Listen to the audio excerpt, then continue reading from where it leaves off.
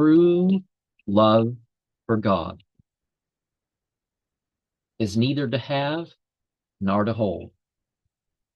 Rightly have the mystics compared spiritual to airy, even to the water that slips through your fingers, or to the fire that burns them, to the earth that covers them over.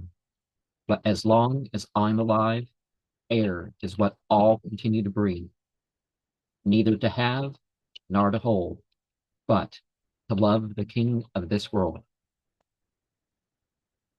That is the prologue, prayer of the elements, in the Epistles of Lord Satan, expression of Theistic Satanism by Nargargole Shlod, page 28. It says, one of the titles of Lord Satan is the King of this world, Rex Mundus. In the background, we have a hot day in the cotton fields.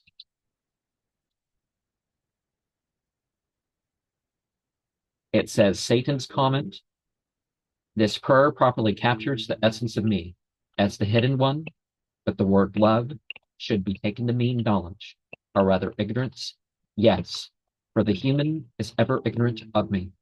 That is to say, all knowledge he thinks he possesses of me is temporary and of fleeting value. The poem itself is too sentimental for my taste, and is, in any case, unsuitable for ceremonial use.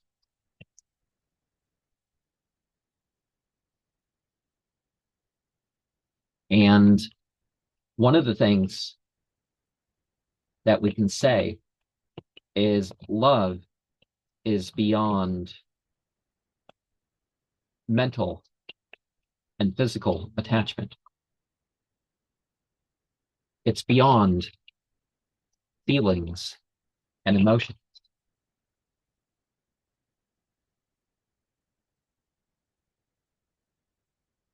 The spiritual is elusive, but it is there at the same time. What is that saying? God is in me and I'm in God, and God's around everything in between. But creation is not God. And we can see, in a sense, compared to some ideas of what people call God,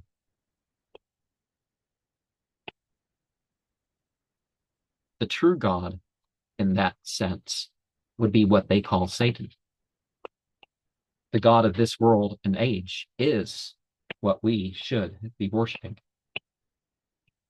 And the elements all connect: air, water, fire, earth. It's like that game of rock, paper, scissors, but there's always a winner, and that winner is the ultimate causal.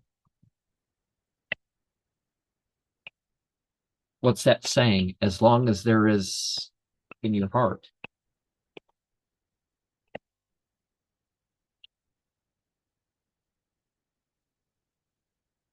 And this is a continual striving. The path of the mystic is a continual striving, not just for a single experience or something like that,